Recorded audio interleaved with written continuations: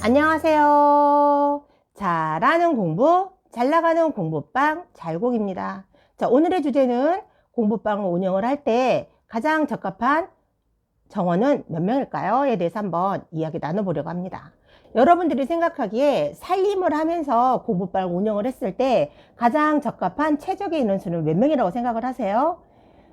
제가 공부방을 본격적으로 운영을 하기 전에 여러 책을 제가 읽어본 적이 있었는데 그 책 속의 저자들은 공부방을 운영할 때 최적의 정원수는 35명이라고 하더라고요. 그리고 공부방이 운영을 하면서 50명이 넘어가면 공부방에서 수용할 수 있는 인원이 초과가 되었기 때문에 반드시 교습소로 이전을 하거나 학원으로 이전을 해야 된다라고 많은 책 속의 저자들은 얘기를 해요.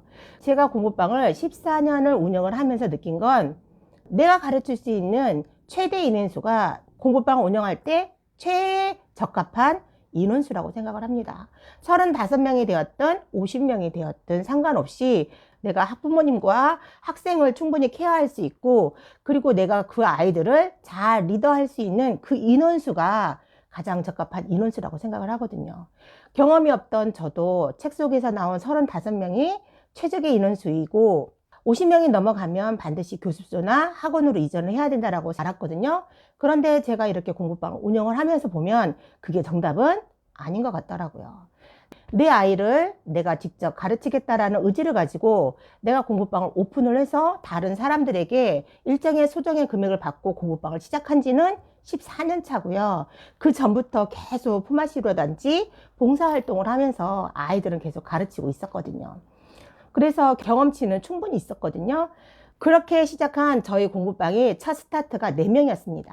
우리 아들 1명에 우리 아들 친구들 3명을 불러다 놓고 4명이서 한 타임만 수업을 했을 때 저는 가장 최적의 인원수이더라고요. 그때 제가 시작한 공부방의 가장 적합한 인원수는 4명이었습니다. 4명의 한 그룹이 저한테 딱 맞는 그런 수업이더라고요. 그런데 이렇게 4명의 한 팀으로 수업을 유지하고 있을 때 주변에서 이제 소문이 나서 또 한 팀을 맡게 됐어요. 처음에 4명이 한 팀을 시작할 때는 나한테 가장 적합한 인원수라고 생각을 했는데 이제 4명이 한 팀이 또 생기니까 2팀이 생기는 거잖아요. 2팀이 생기니까 힘에 부치더라고요. 너무 힘들고 신경 쓸 것도 많고 그리고 내가 챙겨야 할 것도 많고 너무 힘에 부치더라고요. 4명, 4명이면 8명이잖아요. 그 8명이 너무너무 처음에는 힘들더라고요.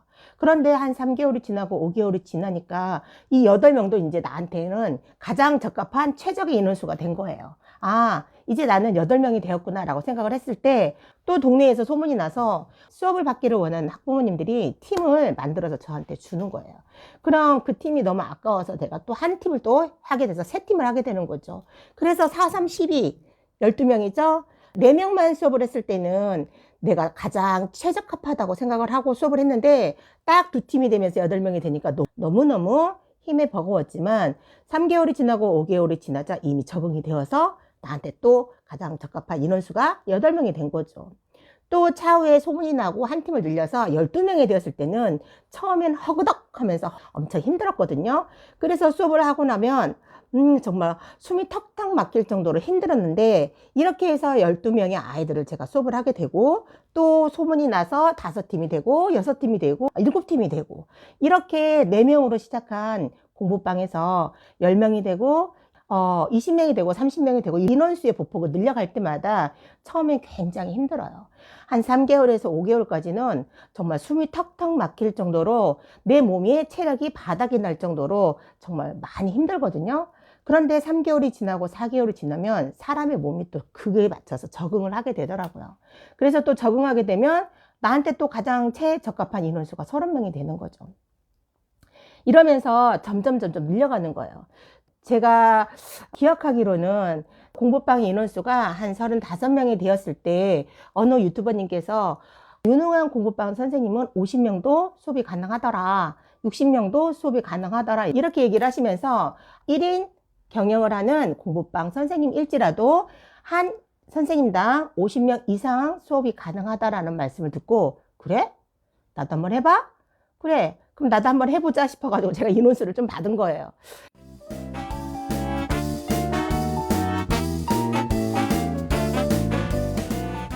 인원수가 10단위로 늘어날 때마다 헉 하면서 힘들더라고요. 그래서 그 수업이 다 마치고 나면 침대에 이렇게 딱 뻗는 거예요.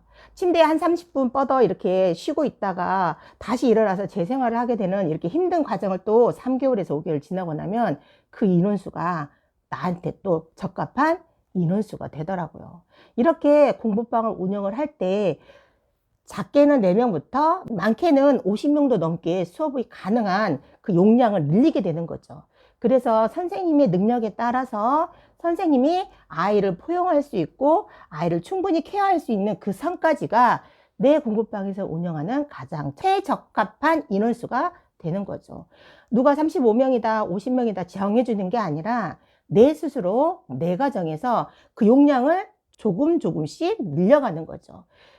4명이서 수업에서 가장 적합하다고 생각을 했던 그때 한 팀이 더 늘어나서 8명이 되었을 때 숨이 헉 막히면서 힘들고 나한테 무리가 되었다라고 생각을 했던 그때를 지나온 지금에 봤을 때 지금의 인원수는 그거보다 10배는 넘지만 그래도 내가 살아오면서 내가 공부방을 꾸준히 14년을 운영해 오면서 나의 용량, 나의 역량치를 늘려감에 따라서 나의 가장 최적합한 인원수 또한 늘려가게 되는 거죠.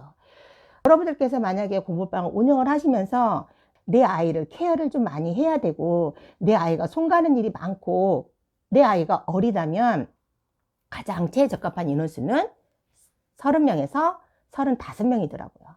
30명에서 35명의 수업을 그 아이들에게 하고 났을 때도 에너지가 많이 뺏기지는 않아요. 늘려가면.